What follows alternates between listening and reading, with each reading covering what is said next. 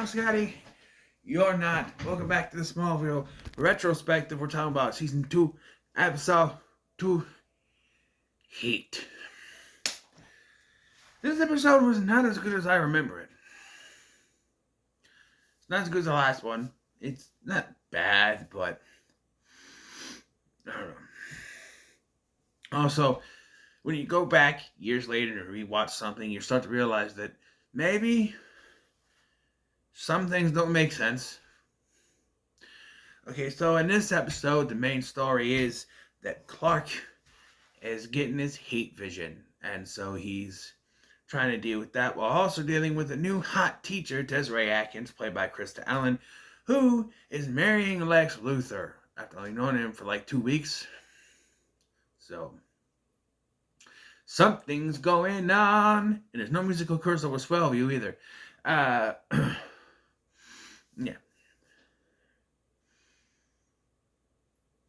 And what you could consider to be the B plot, Lana is making a video diary to send back to Whitney overseas.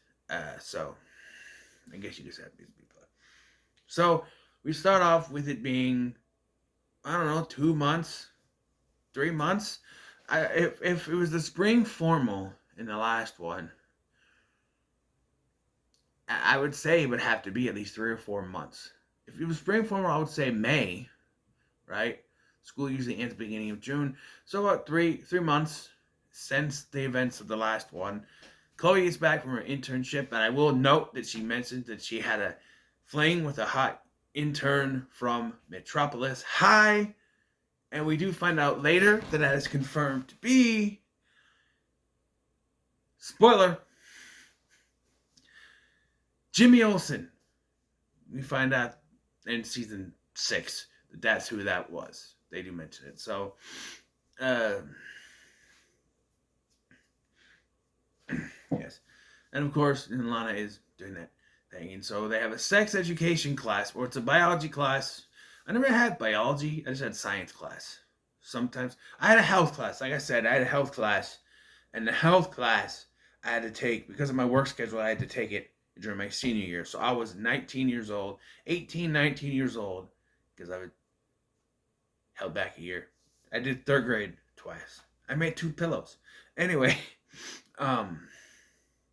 so I had to take the 10th grade health class because of my work schedule as a senior.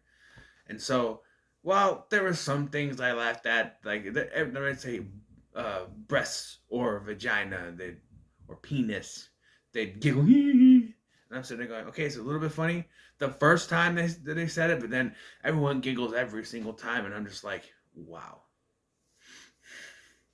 The first time, maybe, but they keep saying it, and it's just like, And there's sometimes, like, I have a group of friends from work that we'd probably giggle and laugh at that stuff just to be stupid. But when I'm in class trying to pass this class because I have to pass it as required, and these 16-year-olds are giggling, and I'm just going, But anyway, so it's a biology class. We meet the new substitute teacher, Desiree Atkins, played by Krista Allen, who is a very attractive woman. You know her from Final Destination 5. That's right. The Final Destination, excuse me. She gets the rock through the eyeball after teasing it various other things. That's one of the Rube Goldberg things that pissed me off, is there are many things with a spray can of hairspray and other stuff and a fan falling that just does nothing. And then she goes out, she opens the door, and a rock flies in her. It just so happened to be there's a rock in the grass that the kids were throwing earlier. It was set up earlier when the kids were throwing rocks at a sign or something, and it comes out. And that's always bugged me, because they set it up earlier, and it doing those things. We could do a quick death, like with Terry Chaney, and I'm reviewing the wrong thing, but Terry Chaney and the bus. But they needed to have a Rube Goldberg thing that doesn't go anywhere. Anyway, she's in this as the hot substitute teacher, and surprise, she's Lex Luthor's new fiance. But before we get to that, during this sex ed class, Clark gets a little turned on by the teacher, and his heat vision activates. All right. And so then he gets invited to Lex's wedding, getting married, after only knowing Desiree for 2 weeks. They're getting married. So something's up here. We don't know yet. And then he goes home and he tells his parents about it. And that's when Jonathan's like, well, maybe it's your hormones that cause uh, your heat vision to activate. And I went, hold on. Wait a minute. It's because I'm watching these all in succession that I said, hold up. Hold the hell on, as Randy Orton would say. If his hormones activated his heat vision, why didn't they go off when he x-ray visioned in the girls' locker room in season 1 and saw Lana naked? You think that would have set them off, right? But no, the writers came up with a pretty decent idea that his human hormones, he'd be 16 years old here, so his hormones would turn him on and cause the heat vision to activate. It's a good idea, but they obviously didn't think about that in season 1, because if that was what would activate his heat vision, that would have certainly activated him on other things. How about when Lana in Nicodemus, when she was in that flower made her, go crazy and she was hitting on her? Don't you think that would have activated it too?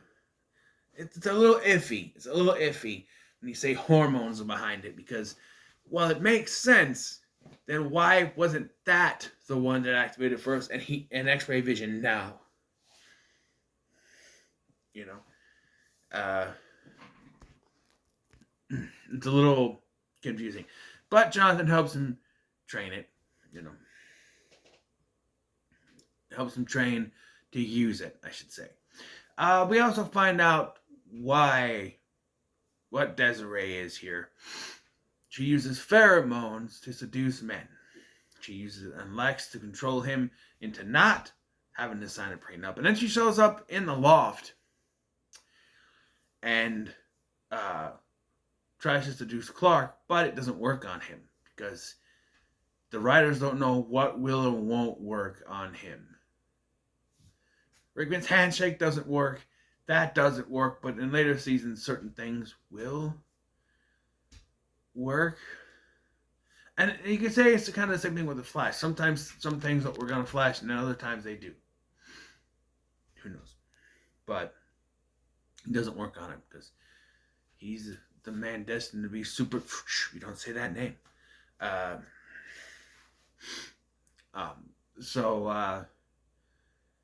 Yeah, so that doesn't work. So eventually she uses Jonathan, but we'll get to that. So when he goes to talk to Lex about it, she's like, let's not tell Lex about this. Of course, she knew he was going to do that. So he goes to tell Lex about it. Of course, she has used her pheromones to convince him that it was Clark that hit on her, But, he'd have to be under some kind of control here, because any man with common sense would look at this excuse and be like, okay, he hit on you. Why were you in his loft? Why were you in his barn? Like, he hit on you in his barn? What were you doing there? What are you doing there? What are you doing in there? That Ron Williams did in his one of the stand-ups. It's like iffy. But of course, he's under pheromone mind control. But Clark does put down something that Chloe found, that her real name is Allison Sanders. And all she gives is, well, I changed my name. And then yesterday I changed it to Mrs. Luther. And I'm like, yesterday? That wasn't the same day as the wedding. Although I'm not dumb. I know that you don't change it the same day as you get married. You can do it afterwards, or even a few months to a year, depending on how long it takes, how much money you have. And from what I hear, the estimate is $200 to change your name, but it might be more. I don't know for sure. But yeah, so that was kind of my thing. Well, yesterday wasn't a wedding, but then of course, she uses her pheromones again, and then she uses them later. So because this didn't work, she blows up her own car. So there's another fire in the Talon when Clark is there with Lana doing the his thing for Whitney's video, and of course he gets turned on and he like destroys the cappuccino machine, and there's a fire around, and there's fire all around there, and yeah, that happens. So that's when he has the training to control it. After that, Desiree purposely sets her own car on fire, and then she calls the sheriff to arrest Sheriff Ethan, who we will learn is an old friend of Jonathan's, known him for a long time. He even greets him with Ethan, and not sheriff. He's like, Ethan. He's like, we have to arrest. We have to take. Because it's very weird. Because like Whip do something about her, and we have to tell Lex about her, and then as soon as they say that, there's a knock on the door, and it's Ethan, and he's like, Mrs. Luther told us that, and I'm like, nah, that's too much of a coincidence.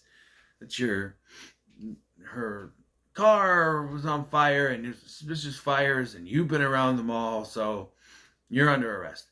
And Tom Welling's acting in this scene, Mom, Dad, it just comes off like he's a child. I mean, he's supposed to be 16, at least, but come on. It's, I don't know.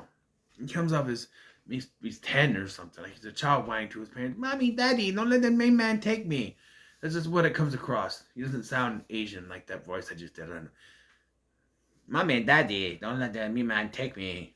My James Hong voice. That's why I never eat bologna. Anyway, yes,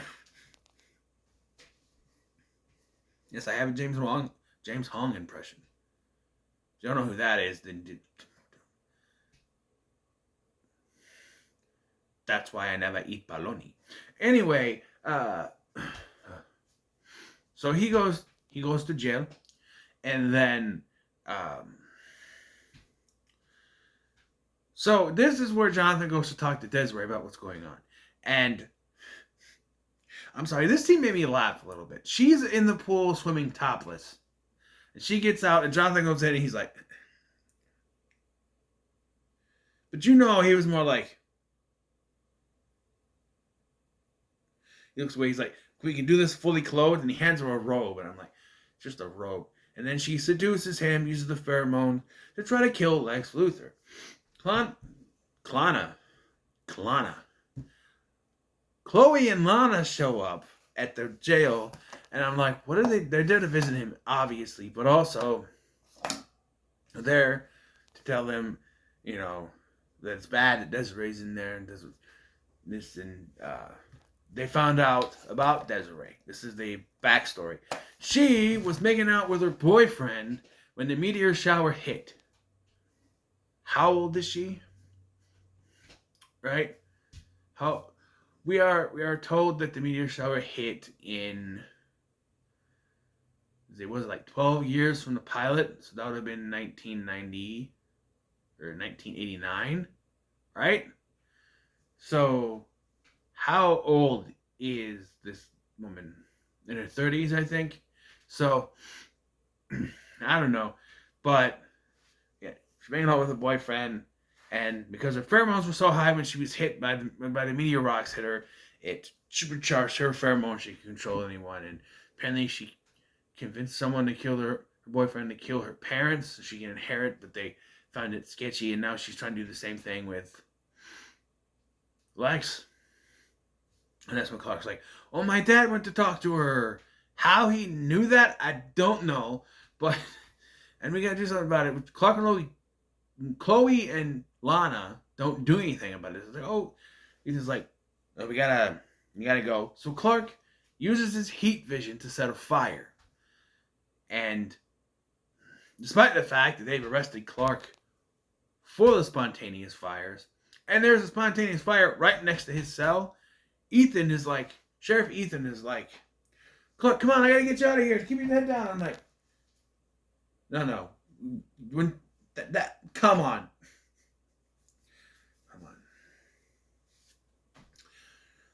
But, yeah. So Clark super speeds out of there and he gets to Luthor's mansion. And there's a pretty cool shot here, even with the 2002 CGI, where Jonathan shoots he's using a rifle or a shotgun, but a regular bullet comes out. Shouldn't it be a shell? I'm no gun expert, I wouldn't know.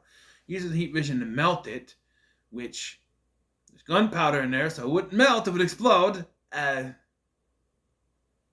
think. Again, I'm not a gun expert, but it's in there. There's gunpowder in there, unless the gunpowder was expelled when it's fired out of the gun, out of the rifle. I'm not a gun expert. I don't know. Okay, but it melts, and then because that didn't work, Desiree sets Lex on fire. She smashes his brandy on his back and sets it on fire. Which I don't know what proof that brandy is, but I guarantee you won't be able to set it on fire. For alcohol to be flammable, it needs to be at least 100 proof. I guarantee Lex Luthor ain't drinking no 100 proof brandy. Okay? But and the acting in this scene from both Michael Rosenbaum and Krista Allen is phenomenal. Like, when it comes to, he's on fire, it's like, I cannot do it justice. He's on fire, he's screaming his heart out. And Clark uses heat vision on the handle, only one of the handles, to the door out, and she grabs it, and her scream is just, it rivals, what's her name from Ready or Not? Samara Weaving. It rivals Samara Weaving's primal scream when she gets attacked. Like, watch the opening scene of Scream 6, or spoiler alert, or like other, like Ready or Not, and her scream is just fantastic, and this would rival that, I think. And it is like, they are in pain with this, and then we just kind of mow over it. Desiree gets arrested, I guess. She's never seen or heard from again, so I guess she goes to jail. And then they're dropping the charges. They're saying they're gonna let him off with a warning.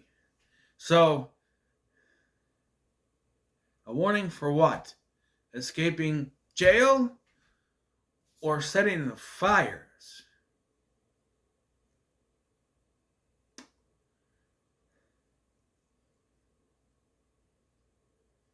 Either way, those are serious crimes. I don't know how to feel about that. And we find out that I want to talk about Chloe in this first. Opening scene, her and Clark hug, and you can tell by the look on his face. Again, Alison Mack's acting, whatever you think of her personally, her acting is fantastic. You can tell that this is hurting her. And then she talks about the hot intern and from Metropolis High. And then, like, her and Lana decide to stop fight, to put away their problems, to stop fighting over Clark. At this point, Lana has broken up with Whitney, but she's going to, because she's going to break up with him. So, yeah. Pete's in this episode at the beginning of the episode, and starting next episode, I think he's going to be used more. These first two are very season 1. He's there. He's in episode 1 more than he is here, but I feel like he'll be used more because next episode is the episode where he finds out. So, I'm going to give this 3.5 Superman logos out of 5. I don't think it's as good as the last one. It's fine. I just feel like the whole pheromone thing is meh to me. Like, I mean, it works, and there's also something to be said about using hormones as an allegory for his heat vision. It works, but then when you start to really think about it, like that scene in X-Ray, only his X-ray vision is going. His heat vision should have went off if you put that. And there's really no explanation as to why it works now and not then. He's older, but not much has changed. If they try to equate it to the heat wave going on, which currently we are having now, not right now, I think it's still normal temps, but like this weekend it's supposed to be in the 90s again, and I'm going to have to brave that weather because I don't have a car. I walk and I have to go to the bank, which is a little ways away, a few blocks from here. Got the back door. There's a little back way by the hotels here. And you go up, there's a bridge. There's a subway.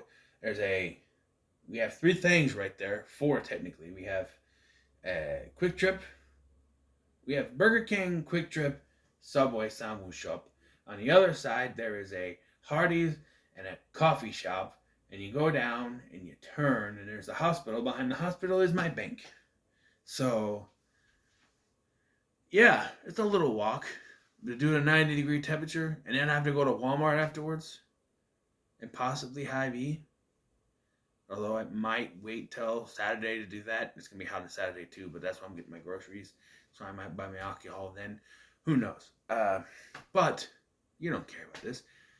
So what are your thoughts on this episode? Let me know in the comments below. Like, share, and subscribe. Thank you for watching. I'm Scotty, and I'll see you in the next one.